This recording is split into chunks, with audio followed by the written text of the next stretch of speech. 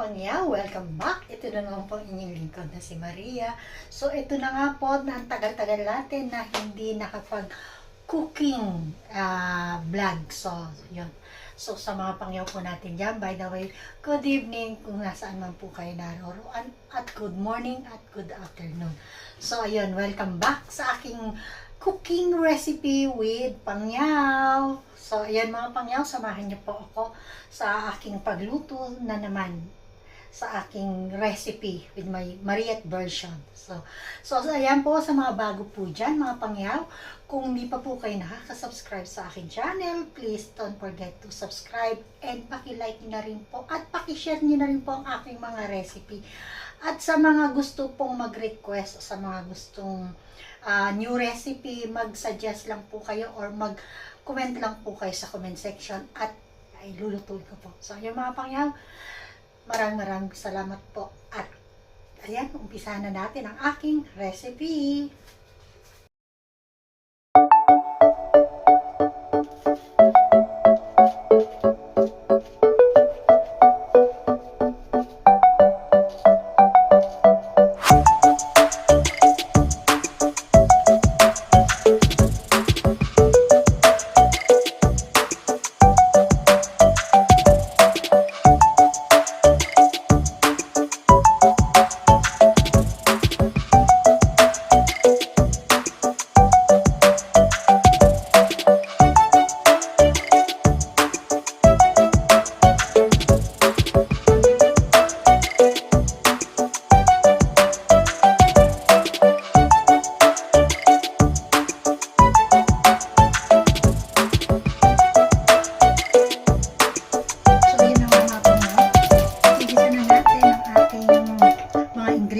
So, ayan, painitin muna natin ang ating pan para ang ating lulutuin. So, ayan, sumakapangyan na natin dyan.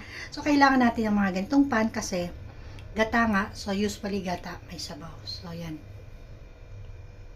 So, ayan, mainitan po ang ating pan, mga pangyaw. So, una natin lagyan ng oil. So, it depends lang po. Tansyahin nyo na lang po yung ating oil. So, ayan. Hayaan lang natin uminit ang ating oil.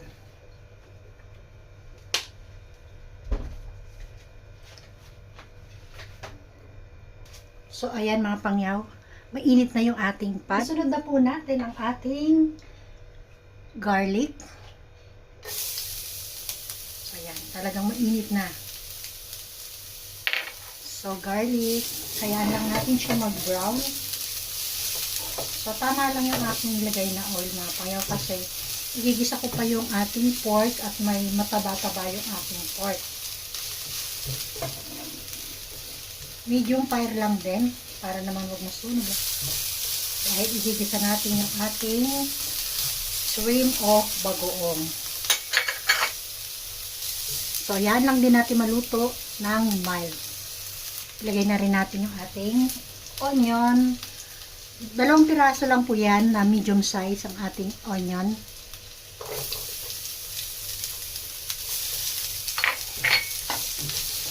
Ayan, hayaan lang natin mag-brown din ang ating onion. Mix na rin natin sila para at the same time yung ating ginger at yung ating onion ay mag-golden brown. So, yun. Sumapangyo natin dyan. So, ito yung akin lang po to with my version. So, ayan. So, ayan na. Nag-brown na yung ating onion at garlic at ginger. So, ilagay na natin si tomato. So, ayan. 2 pieces lang din yung aking tomato. So, ayan. So, ito lang po may bibigay ko sa inyong tips para tumagal yung ating ulam. So, kailangan paglutuin o maging juicy yung ating tomato. Nandiyan po yung yung tip or technique para hindi napapanis yung ating mga ulam. Kailangan lutuin natin ng mabuti yung ating tomato. Yung nag-juicy na siya. So, ayan. At lalo na po ngayon, mainit na ang panahon. So, kailangan natin talaga lutuin at para wag agad-agad napapanis. Ayan. So, ayan mga pangyaw, kung makikita nyo, yung ating tomato, talagang na siya, naluto. Yan, juicy na yan. So, ayan mga pangyaw. So, sabi ko nga sa inyo, nandyan ang technique para hindi nasisira agad ang inyong ulam. So, yan, luto na po siya. So, kung makikita nyo, meron akong spoon. So, ito, igigisa na rin po natin. Isasabay na natin yung bagoong. So, ayan. Ayan, Barrio Fiesta. Baha naman ang ating bagoong shrimp. Oh my God, hindi ko pala na-play. Sorry po sa mga pangyaw. So, ayun nga, i-repeat ko nga po. Ulitin natin na naglagay po ako ng 3 kutsarang ng bagoong. Ayan. So, ayan po, ihahalo lang natin sa ating tomato. Igigisa lang po natin siya. So, ayan. Igisa lang natin siya hanggang mag golden na. Mild lang na lutuin natin siya. Igigisa natin sa kamatis, sibuyas, ginger, at garlic. So, yan. So, mayam. Depende na lang po sa inyo kung gusto niyo ng maraming bagoong.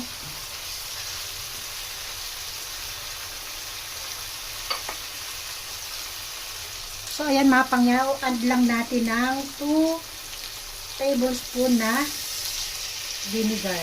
Ayan.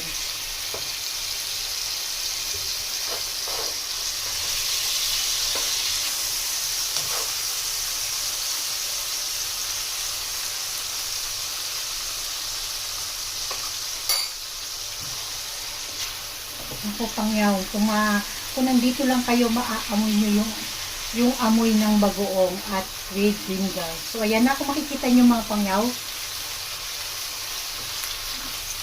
ano na yung ating, so, ayan mga pangyaw, luto na yung ating yung ating bagoong. So, iset aside muna po natin dahil pakukuluan natin yung ating baboy. So, ito, luto na po yung ating bagoong.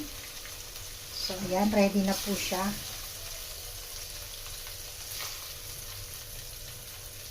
So, ayan, set aside muna natin. So, now is, ilalagay na natin yung ating pork.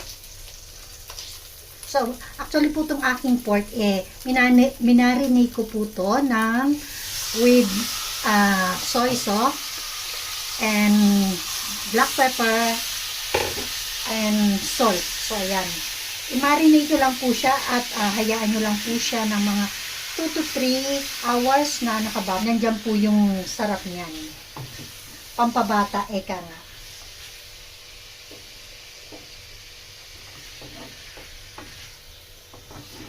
Mga pangyaw, hayaan mo natin mag-golden brown yung ating pork. Ayan. Lalagyan po natin siya ng tubig, pero hayaan muna natin golden brown yung ating pork. Ayan, makikita nyo. At least 20 minutes. Ayan, cover natin within 20 minutes para maluto yung ating pork at lumabas yung kanyang juicy.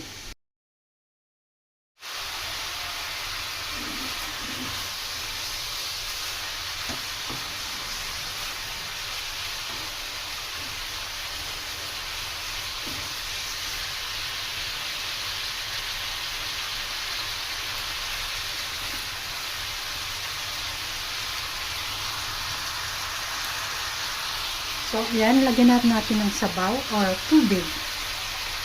Ayan lang natin kumulo para lumambot yung ating pork.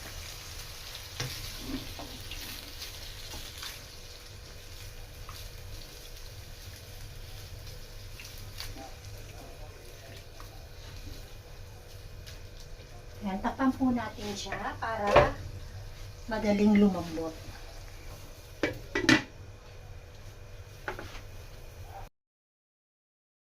Ayun na mga pangyaw, malambot na yung ating pork. So, ayan, lalagay na natin yung ating siling haba or green chili.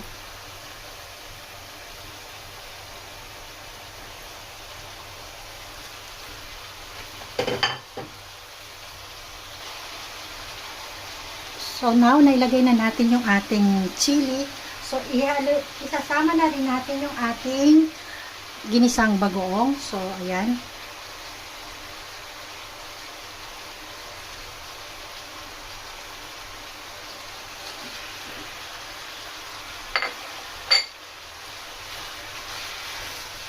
At ilalagay na rin po natin yung ating gata. So, ito yung ating gata.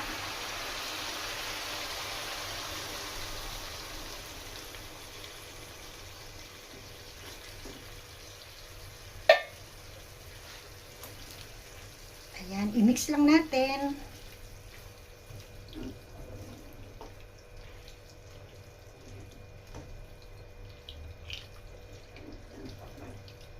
So, ayan po yung aking version na Bicol Express.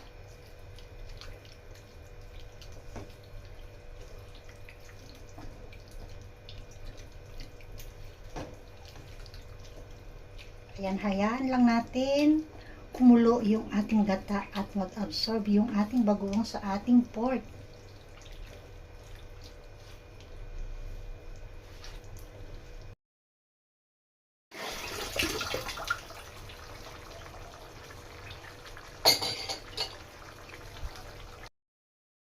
Ayan mga pangyaw, kung nakikita nyo, ikumulo na siya. So, hayaan nyo lang na kumulo at mag-absorb yung ating gata sa ating pork. So, titimplahan ko na siya mga pangyaw.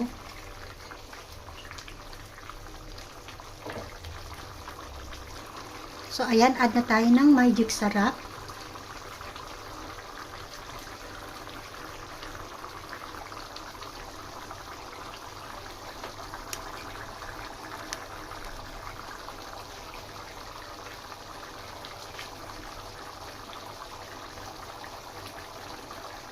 So, kung makikita nyo mga pangyaw, nagmamantika na yung ating gata.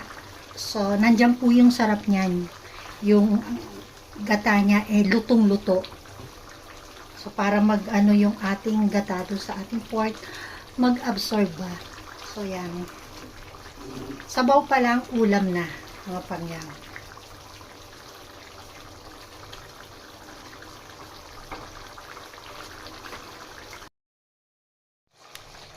So, ayan mga pangyaw at talagang nagmamantika na siya, lutong-luto na siya.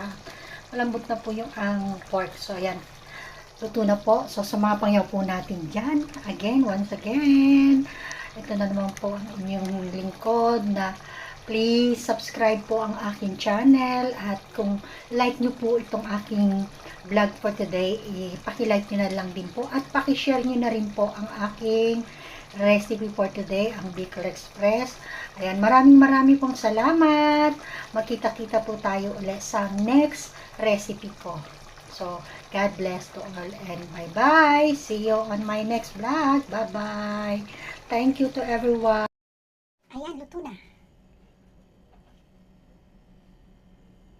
Yummy, yummy. So, yung gata, tingnan nyo naman. Nagmamantika yung gata sa sarap.